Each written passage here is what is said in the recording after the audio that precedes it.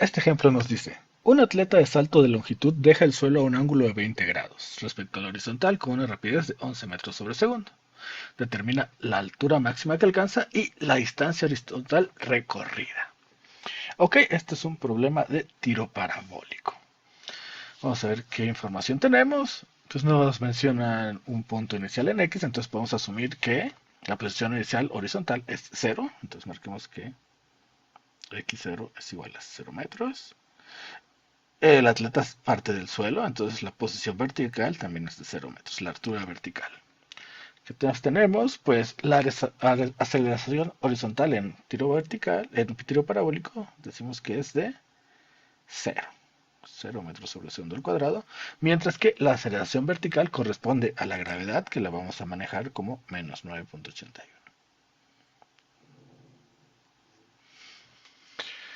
Adicionalmente tenemos que la rapidez inicial, la velocidad inicial va a ser igual de 11 metros sobre segundo a un ángulo de 20 grados.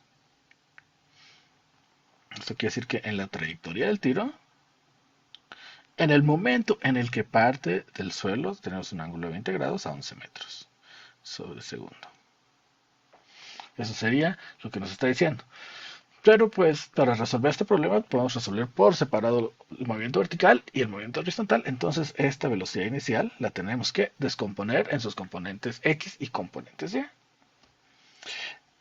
La velocidad inicial en X va a ser igual a la magnitud de la velocidad por el coseno del ángulo. En este caso sería 11 por coseno de 20. Mientras que la velocidad vertical sería magnitud por el seno del ángulo.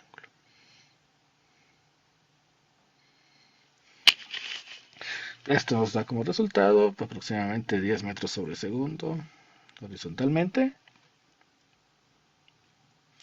y 3 metros, casi 4 vertical. Entonces nuestro vector que inicialmente lo teníamos como una flecha inclinada, los compusimos en sus dos componentes, componente X de 11 y componente Y de 3. Con esta información pues podemos tratar de resolver el problema. Empecemos por la altura máxima. ¿Cuál es la altura máxima que alcanza? ¿Cómo la podemos determinar? Pues nosotros sabemos que cuando un objeto llega a su altura máxima, su velocidad es de cero. Entonces podemos utilizar la fórmula de velocidad vertical.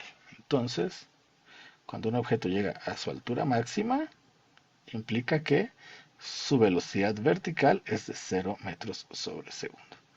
Con esto, pues la ecuación de velocidad nos dice que la velocidad vertical respecto al tiempo es igual a la velocidad vertical inicial más la aceleración, que es la gravedad, por el tiempo. Queremos saber el tiempo porque ya sabemos a qué velocidad queremos calcular. Queremos calcular cuando el objeto tiene una velocidad de cero.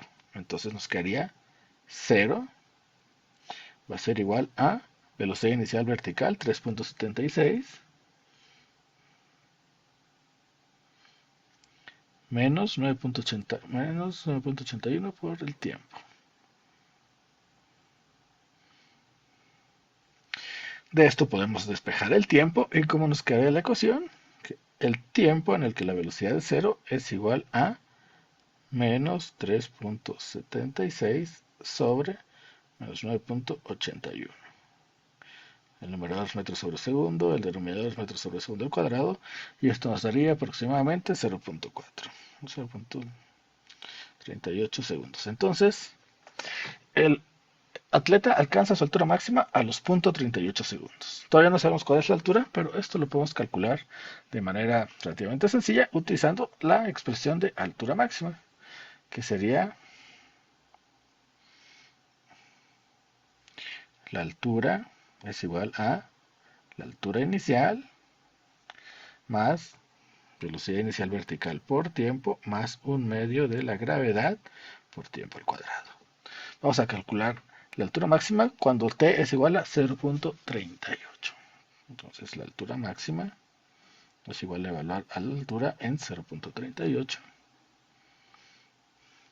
Y esto nos daría aproximadamente, la altura inicial es 0, no lo escribimos, velocidad inicial es 3.76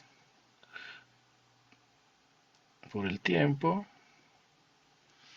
más un medio de la gravedad por el tiempo al cuadrado.